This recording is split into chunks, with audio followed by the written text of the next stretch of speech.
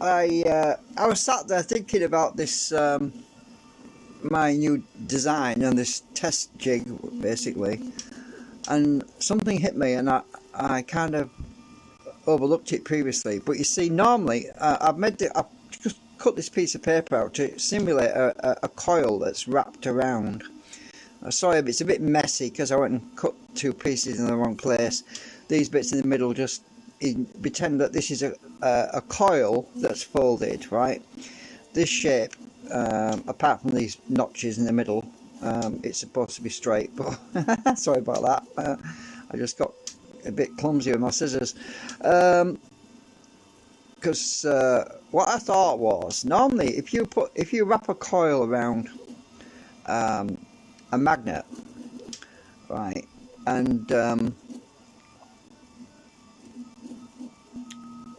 and the coil has an entry point and an exit point, and if you're using a single pole, right, this is what I was thinking last night anyway, if you're using a single pole magnet that is just south and it enters the coil on one side and it exits on the other side, what that tends to do is cancel out power, so you don't actually get power generation. But because my magnets are actually switching polarity at the midsection, when they're in the middle, because they're actually switching polarity, my theory is that I think, and I'm quite sure, that it will actually be more efficient. I mean, instead of cancelling itself out, because the pole switching on the entry as it's entering the coil, the pole switches, and then as it exits, it's, yeah, I think I've got this right anyway. It seems so clear to in my head a while ago. Now I'm getting a bit fuzzy. I'd have to make a jig. I'll have to experiment and wind a coil and then fold it, and I have to stick it all together with some sort of double-sided tape or something. Then yeah, but I'd have to make something to mount it on, because otherwise it would get caught on the rotor as it's going around. Well, so that's not a problem, but yeah. So I think it's a potential there, because you know, sometimes I visualize things and then I make something and then I cut it out and then I start trying to explain it, and then it kind of gets fuzzy on me. It's weird. It's like something's blocking me. Yeah, so let me just work this. Let's just think about this a minute, because it's similar to having a magnet passing through the coil, which you can't feasibly do easily, because obviously the coil is all the way around and there's no way of doing that. I know somebody tried it on the internet, some guy with a bunch of magnets on the end along sticks that were spinning around, but that is similar but not quite what I'm doing.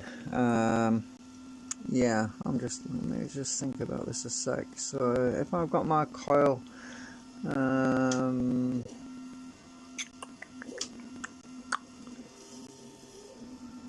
yeah, so I assume, yeah, I would probably fold the top of the coil up.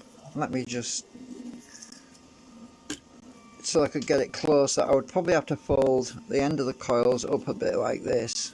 If this was a coil, just imagine this is a coil. I would probably fold them up like that. Obviously it would have to be fairly thin gauge and that. Oh, I'm doing that wrong, aren't I? No, yeah, that's right. And it would go around. Oh, this is hard to do with one hand. I'll just stick it underneath. So that the coil, the magnets, the polarity is entering this side and it's exiting this side, but with a different pole. So that should, yeah.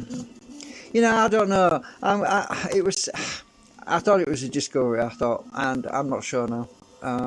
But still, I'm gonna try it. I suppose I'll have to make a jig to wind the coil on, that I can take the wire off after I've wound it.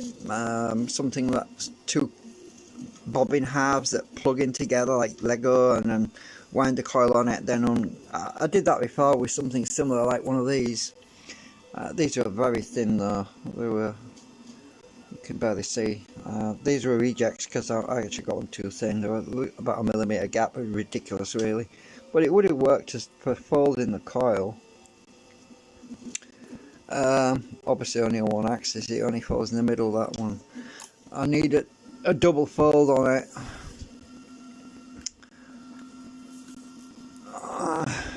Sometimes I think too much, but yeah, well, you tell me what you think anyway.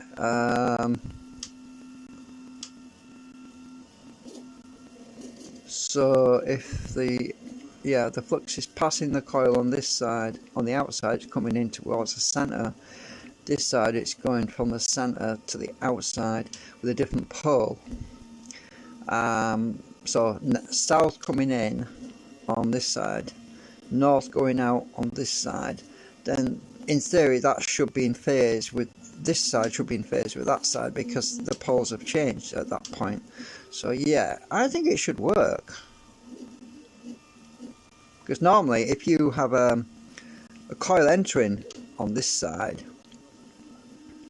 and a magnet with one pole entering this side, and it's got the same pole and it's exiting on this side, then it would normally cancel out the whatever you generate on this side. You see what I'm getting at?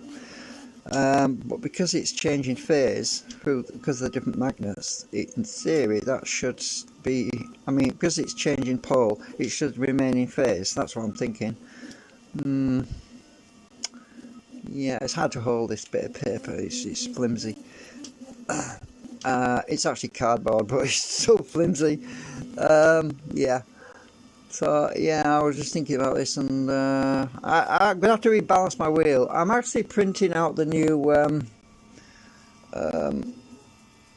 lamination holders, and I'm actually going to be using some small laminations in there as well. Show you what I mean. I've got, obviously, you know what the big ones look like, these big steel shims actually, but I've got some thin ones here. These are smaller ones, and I've got plenty of these, and they're going to go in these little slots to fill in the gap to increase the coupling. I haven't stuck it all the way in because I've got to acetone this yet. It hasn't been acetoned yet. I was going to print 3 of these, which I'm doing another one right now on the printer. I'm going to put them all in the acetone vapor all at the same time, so that they get the same treatment, and otherwise it should stay in balance that way. I can't get this out now. There we go. So these will go in these little slots in the end to increase the flux on the ends there.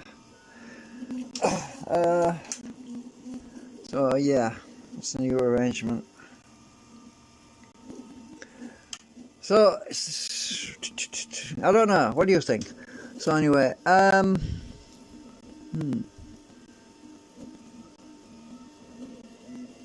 yeah, the coil would need to be shaped a little bit, I think, a little bit folded for the entry and exit points. But yeah, I think it's worth trying. I'll just wind. I'll have to make a jig, wind one coil just to experiment with, and we should get a much improved coupling because the coil is going to be wrapped around this rotor, and it's going to get a lot more flux. The other thing I was going to mention was this. Technically, I think I've come up with a name for this. I think I'll call it the moving core generator, if it works, if it's practical, if it turns out to be practical.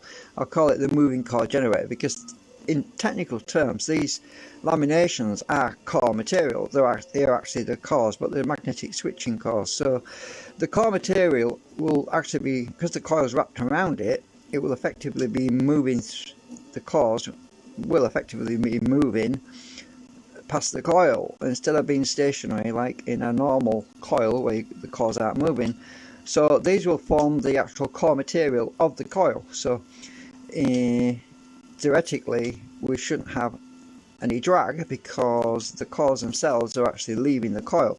So the coil itself will ultimately become an air-cored coil momentarily, I should say 50% air cord, 50% moving core, something like that. Anyway, yeah, because the cores these will be carrying the flux through the coil, and yeah, we'll be interested to see what that does actually when I get a coil that wraps around it. Because at the moment, obviously, using the mother coils which I stick on the end, it's not that, because I've got a core in the middle, obviously. Well, it's across the room, it's right over there right now. I did try winding to a bottom coil, by the way, on there. Got it wired up. So I've got a coil that goes underneath and a coil that goes on the side, and it makes a bit of a difference. Slight improvement, but ideally I think it's because the coils are in the right shape for this, the way this works. The coils themselves aren't configured properly. This is why we need to do a coil specifically for this, that's shaped around the laminations, around these moving core laminations. There's a lot more flux there though. It depends.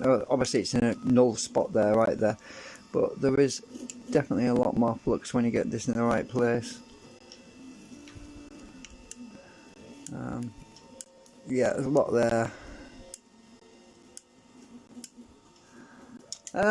Yeah. Anyway, just some thoughts. So I probably need to retile this now.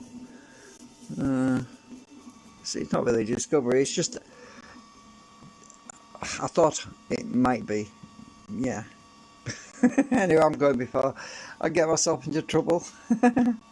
Bye for now.